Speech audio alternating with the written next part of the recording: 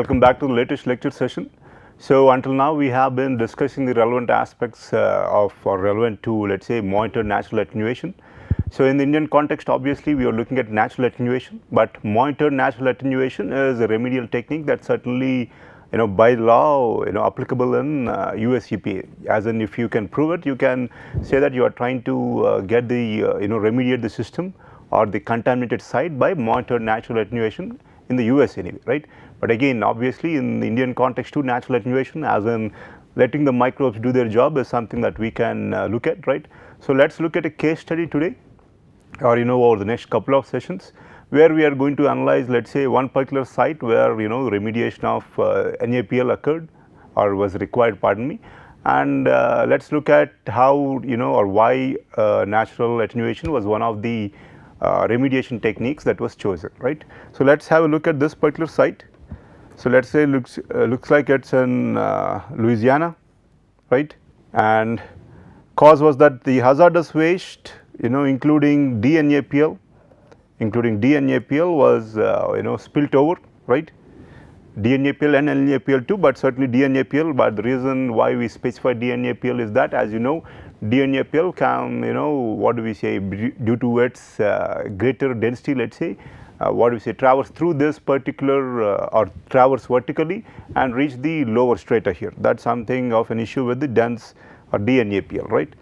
So, contaminants included various chlorinated organic compounds, right, and remediation process was that they were trying to contain it, let us say, as in we have not looked at it yet, but maybe we discussed it in some or brief detail, as in you can either remediate it, or let us say as part of a remediation system or process, you can contain the relevant site or containment system, in the sense that you prevent the transport of your relevant contaminant to a larger area, right. So, here they looked at a hydraulic containment system, right, active source recovery, as in they are also trying to remove the source from that particular site, and obviously extracted water, as in your groundwater is also contaminated, they are also trying to treat the groundwater. So, three pronged approach. What is it now? First, one of the major aspects obviously is remove the active source, then contain the relevant what do we say, hydraulic transport, and then treat the contaminated groundwater, right. So, let us look at what else we have. Obviously, we are talking about monitored natural attenuation. So, looks like based on the data, the potential for microbes to degrade the what is it now, the chlorinated organic compounds was observed, and thus monitored natural attenuation was also considered, let us say, right. So, let us look at the relevant aspects. So, let us understand the site first. So, what do we have here? Let us understand the site. So, this is in Louisiana, this is I believe Baton Rouge, right. This is an industrial, not industrial, a thriving city, right. And again the plant is around 6 miles north, not far off from a thriving what do we say, city, state highway here, and a scenic or natural area of natural beauty out here, or a scenic site, and this is our site that needs to be remediated here, right. So, out here now, yes. So, let us just try to understand site first, that it is relatively nearer to a what is it now, a huge thriving city, right. It is also near a tourist attraction, yes, and more importantly, as you can see or sense from this particular site map, it is near a particular river, a major river, that too, the Mississippi River, right. So, that is one particular case, and again here you see that it is marshland probably here, right. So, it is at a remarkably critical location, right. Again let us look at the site here. So, this is the site, okay, where they were storing different LNAPL and DNAPL or different non-aqueous phase liquids. This was a storage site, right. And again before we go further, let us understand some of the site characteristics here. So, first that this is a marker for -40 mean sea level, right, -40 mean sea level. Anything else? So, again -40. So, what this gives you an idea about that is that it is a remarkably low lying area, right. That is one thing to look at. So, they have deep water tables here, remarkably deep water tables all throughout that particular site, a deep water table. Obviously, not obviously, also shallow water tables too, shallow water tables, yes. And more importantly, this is something that we need to keep in mind, there is a 400 foot deep or thick aquifer now, right. Obviously, you do not want your contaminant to reach that 400 or such a huge aquifer, because once it reaches that aquifer, the contamination is going to obviously be spread over a wide area, and also because it is what we say considerable aquifer, it is probably the source of what we say groundwater, let us say, for a major or considerable parts of that particular state. So, the key aspects are that you have both deep and shallow water tables, and obviously alluvial base, because you have a river running around here, right, near the site, and that it is a very low lying area, and that you have a huge aquifer out there, right. So, that is something to keep in mind. Yes, let us move on. So, surfacial features, we can look at that in the relevant site. So, this is the relevant site, again as we discussed or just saw that earlier, this is the relevant site. Yes. So, as we see, it is around 1.5 kilometers from that particular river boundary, not far off, right.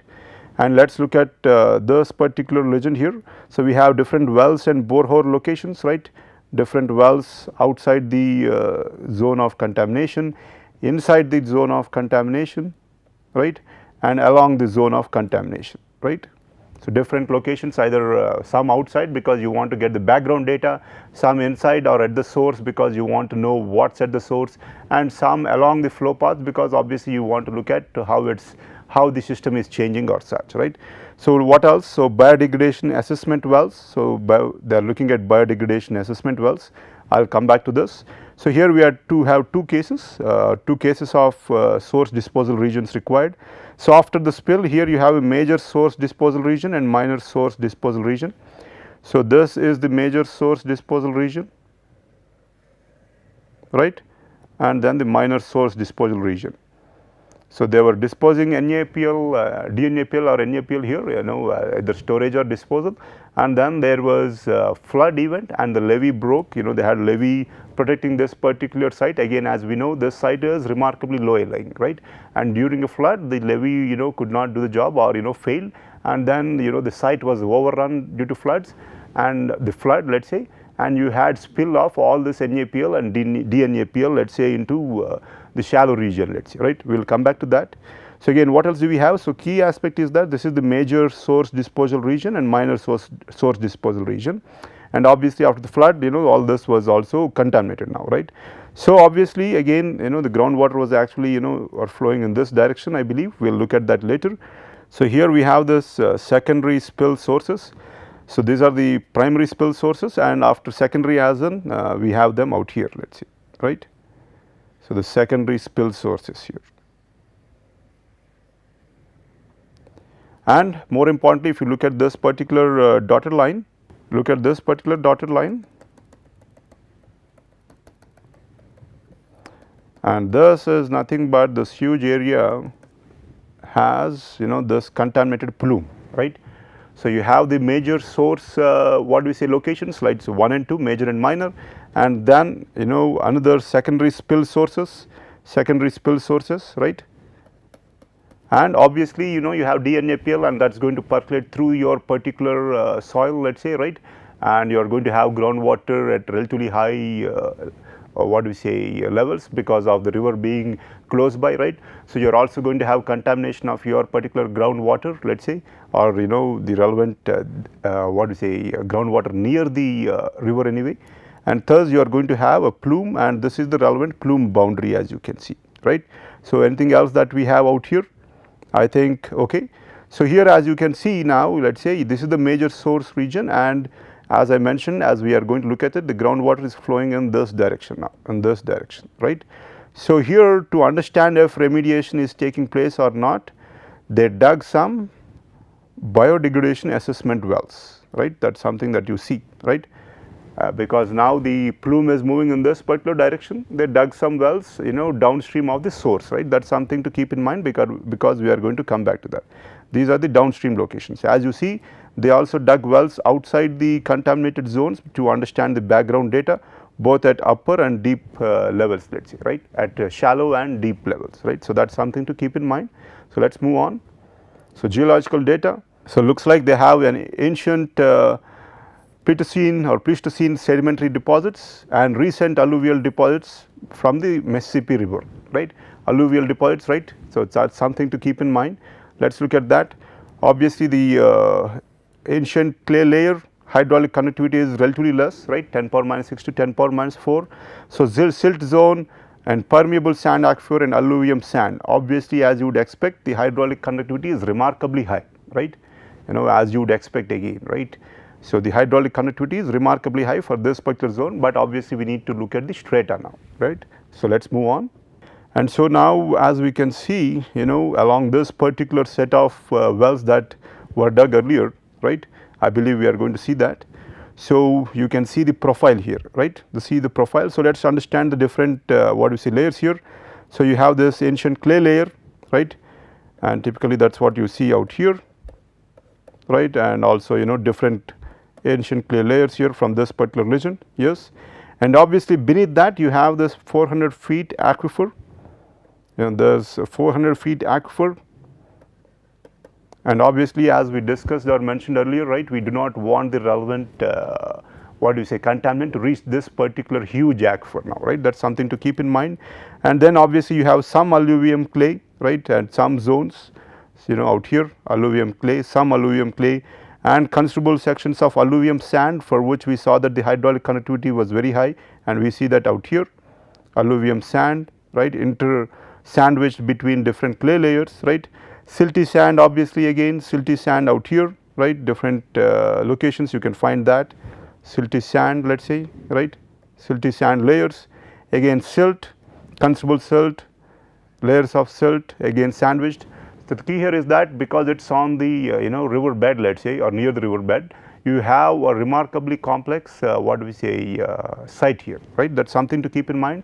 But one aspect is that though you have what do we say deep lying aquifer, you have some level of comfort in that you have a layer of less hydraulic conductivity, the ancient clay layer above it, and the thickness seems to be around a few tens of feet, right, maybe 20 feet, yes, or 40 feet.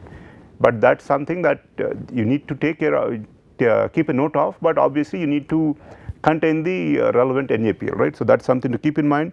But the other take home message is, as you move towards the river, as in the river is in this direction, you see that the amount of what do we say, the amount of layers, let us say, or the number of layers, let us say, or the fraction of the soil that is relatively more conductive or has greater hydraulic conductivity or greater permeability increases.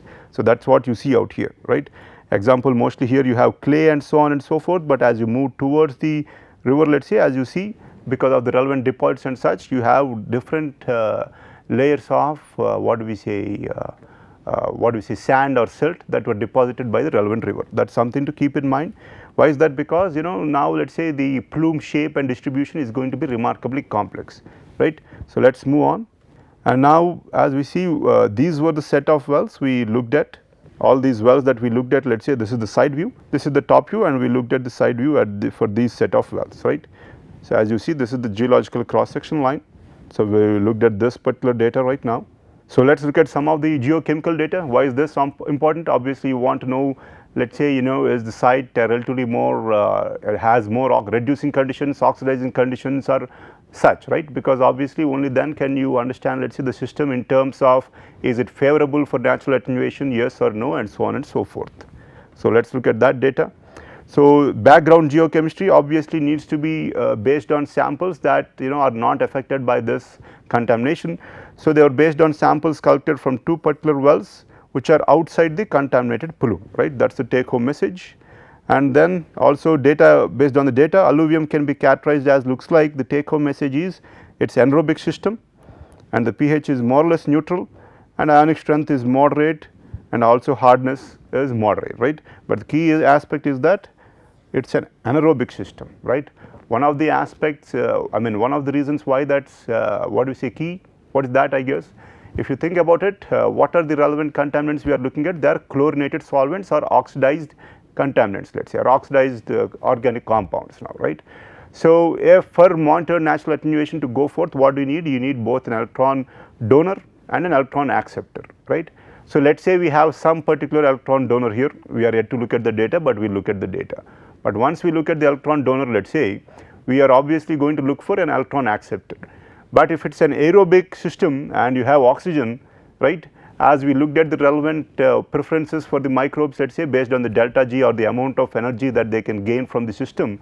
If oxygen is present, obviously these chlorinated solvents will not play a role, or the microbes would not want to degrade these chlorinated solvents, right. So, that is something to keep in mind, that anaerobic conditions are certainly a requirement in this context, and obviously nitrate and nitrite and other relevant aspects, let us say, also need to be looked at, but at least from the preliminary data we can understand that at least we can spend more resources and look at this site in further detail, right. So, let us move on. And also organic carbon, it seems range from 0.39 to 1.1%, let us say. Again, why is this important now? As we know, soil has organic carbon as we see here, and this organic carbon can absorb your NaPl, right. So, why is this a key aspect? As we looked at the relevant data or breakdown, whenever let us say there is adsorption or even just the NaPl, let us say, we saw that pumping and treating this water is remarkably or almost impossible, right. Why is that? Because these NaPl or the NaPl adsorbed onto the soil, let us say, act as reservoirs, as in you keep pumping out, again there is going to be a rebound, let us say, right. So, that is an issue, again something to keep in mind. So, let us look at that. And so, these are the wells that were used for geochemical data. As we mentioned, they are outside the relevant plume now, right. So, let us look at what the data is. So, let us look at this data here, geochemical characteristics. So, constituent different parameters here, alluvium in one case and pleistone clay in the other.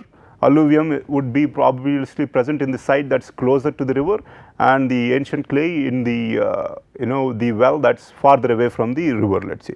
So, what they look at, chloride, okay, as expected levels, specific conductance, not a major aspect out here, right, and dissolved methane, again that is not detected, and obviously you would expect it only if it is in strongly reducing conditions. And dissolved oxygen, this is the key that we were looking for. As you see, it was not detected again in the alluvium, or the one that is closer to the relevant river anyway, not detected, but the one relatively farther away from your particular, or at least in the clay unit anyway, they had some dissolved oxygen, some but not a lot. So, again dissolved hydrogen, indicative of the reducing conditions. Hydrogen is an electron donor, right, is a reducing agent.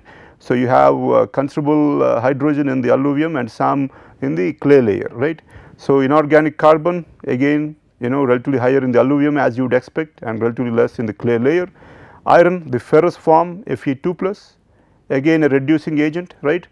It is considerable in the alluvium, again the units are milligram per liter. So, that is considerable concentration, or relatively less in the clay layers though, right. Again we saw that we have a reducing agent or couple of reducing agents. What are they? Hydrogen and ferrous iron, right. So, at least you have the electron donor, right, at least that is one of the key aspects that we are able to look at here. Nitrite and nitrate, which can act as competing electron acceptors. If you have way high concentrations of oxygen or nitrate, let us say, what can happen now? Rather than the microbes taking the electron, let us say or giving the electron, pardon me, or using this chlorinated solvent from this particular chlorinated solvents in the redox reaction, are going to use nitrite and nitrate as the electron acceptor, let us say, right, or that is going to play the role. Why is that? Because they give more energy or can provide more energy to the microbes now. So, obviously as you see either they are not detected or at relatively low concentrations. So, that is something to keep in mind. And obviously we saw that we have electron donors, right, at relatively high concentrations. So, redox potential, let us say, is going to be reducing conditions, indicative of reducing conditions, and that is why you see it is minus, let us say, millivolts. Typically that indicates that the reducing conditions are prevailing. pH, as was mentioned earlier, is relatively neutral, right, and sulfide is not detected. Sulfate, another probable, let us say, electron competing electron acceptor, let us say, is either not detected or at 8 milligram, but that is in the clay units or clay layers, pardon me. And again temperature, as you would expect, let us say, and total organic carbon, right. But again, what is the take home message here? You have the electron donors, which are ferrous iron and hydrogen, and you also have less to none of the electron or competing electron acceptors. What are the competing electron acceptors? Oxygen, nitrate, nitrate, sulfates and so on, and they are at relatively low concentrations, right. So, this is the background data though. So, let us move further. So, source locations obviously. So, bulk of the DNAPL is present, it seems, in the eastern portion, that is something to keep in mind. Spill area, as I mentioned earlier, was caused due to a flood, and the flood led to, or during the flood the levee failed, and the NaPl products were directly discharged into the small drainage channels, right. So, that is something to keep in mind, right, as in even though they had relevant what do we say, protection against the flood, probably not a good a way, or not way, pardon me, site to store your D and dense and light NaPl, right. That is something to keep in mind. So, presence of NaPl was mostly limited, it seems, to the shallow regions, okay. So, let us look at the site again.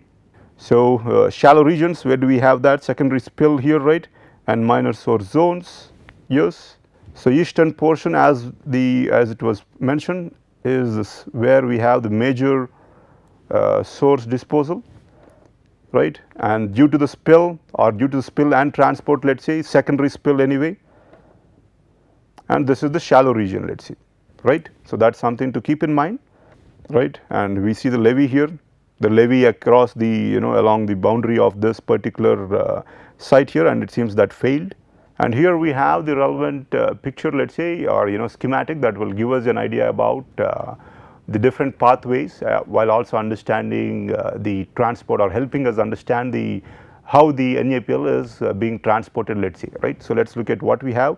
First aspect is that we are looking at relatively low mean sea levels, that is something to keep in mind. As you can see here, this is that -40 mean sea level zone we talked about, and a few feet maybe beneath that we have, let us say, or around 80 feet beneath that we have this huge 400 feet aquifer, and around, let us say, I think 1.5 kilometers away we have this huge Mississippi river here, right, the Mississippi river here, that is something to keep in mind, right.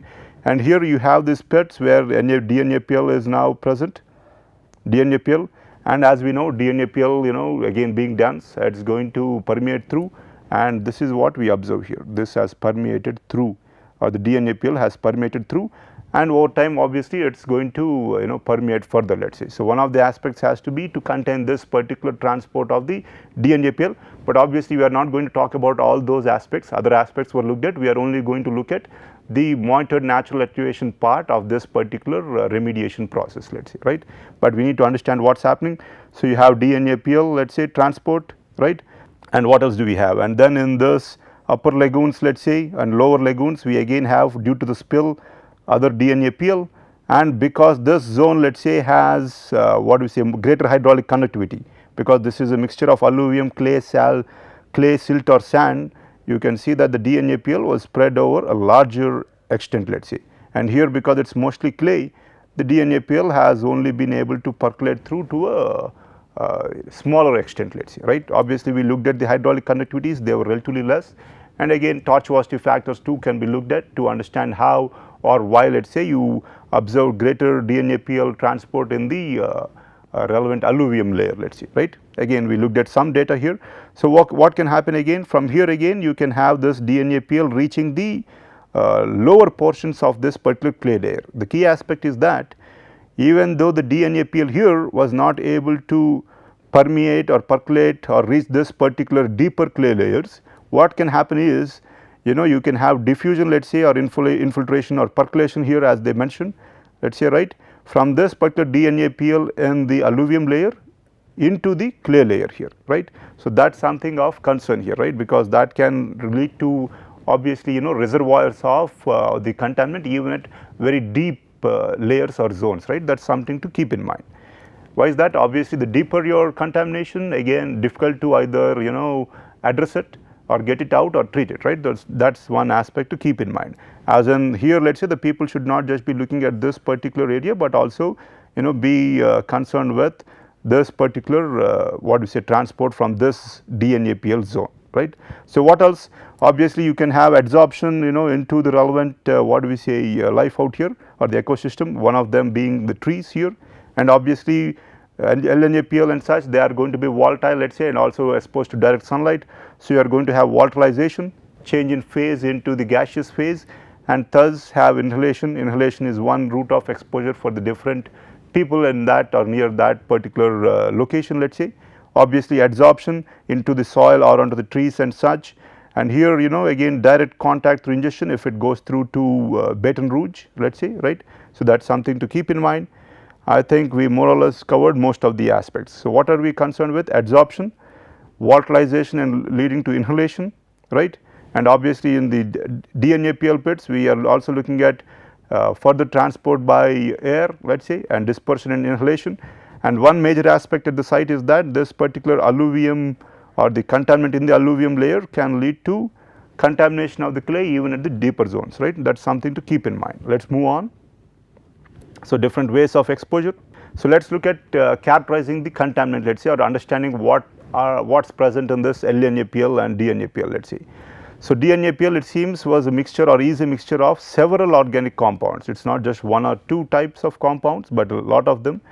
And contamination consists of large quantities of pooled or trapped NaPl phase and various dissolved plumes. So, this is the key here. We have either just NaPl pooled or trapped NaPl phase products as in the soil or such, or even dissolved in the aqueous phase or in the groundwater there, right. So, it is the worst case scenario. You have the NaPl, you have NaPl adsorbed onto the soil, and you also have NaPl dissolved into the relevant groundwater, right.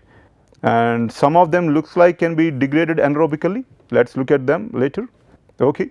So, here concentration of the various chlorinated constituents in the alluvium. We are looking at the alluvium, different wells out there. Okay. Units are ppb, microgram per liter. So, we have, as you can see, an exhaustive list of compounds, let us say, and again I believe this is not comprehensive, but more or less a snapshot. Let us look at what is the common factor out here. As you can see, the common factor is that all of them are chlorinated organics, let us say, right. So, you have trichlorobenzene, dichlorobenzene, dichloropropane and ether, let us say, again chloro here, carbon tetrachloride, chlorobenzene, chloroform, hexachlorobenzene and so on. Again, as you see, all of these are chlorinated compounds, let us say, right, chlorinated organics.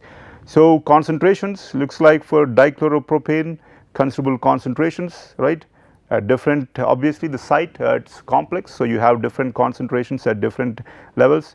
Here it is almost what do we say 6 times greater here in this particular well, right. And again chloroform remarkably toxic, again you have that at relatively high concentrations, and trichloroethene, dichloroethane and so on. As in, if you remember, we looked at some of the examples in some of these compounds in a particular example. I think we had PCE or TCE contaminating a site for I believe PRB, right, and we looked at remediating that site by PRB, right. That is something to just refresh your memory. So, let us look at what else we have. So, first obviously we want to understand, let us say, is biodegradation feasible or not. We did look at some of the aspects, right, but obviously we also want to be able to have greater data out there, or more data, pardon me.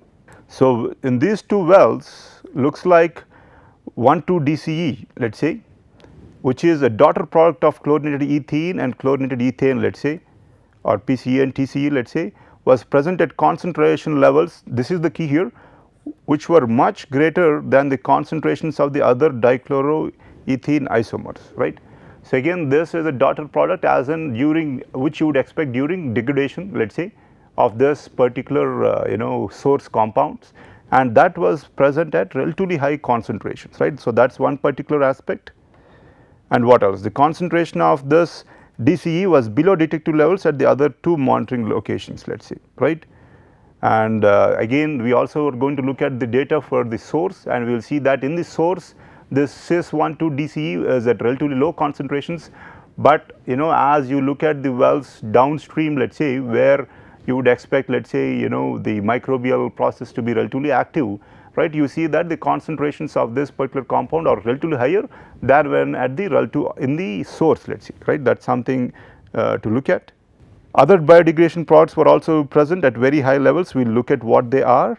So, these are the locations where this daughter product was found. As I mentioned earlier, the groundwater I believe was or is flowing in this particular direction, and as you would expect, as the plume moves, let us say, right, or is transported, you would have microbial activity here depending on various process, and here the daughter product was found. Again, the concentration of this byproduct, which you would typically what do we say, assume would be present only when there is microbial degradation, let's say, or degradation of what do we say, the contaminant by the microbes, is relatively higher than in the relative source though. We will look at that data again. So, let us look at what we have here. So, bioattenuation screening parameters, let us say, right, and scoring. So, again here we have different what do we say parameters, and here we are trying to understand, let us say, is bioattenuation occurring or not, and how well it is occurring or not, and for that we have different screening parameters and so on and so forth. But I am slightly running out of time, so I will end this session for now, and we will look at this particular aspect in the next session, and that is it for me from today, pardon me, and thank you.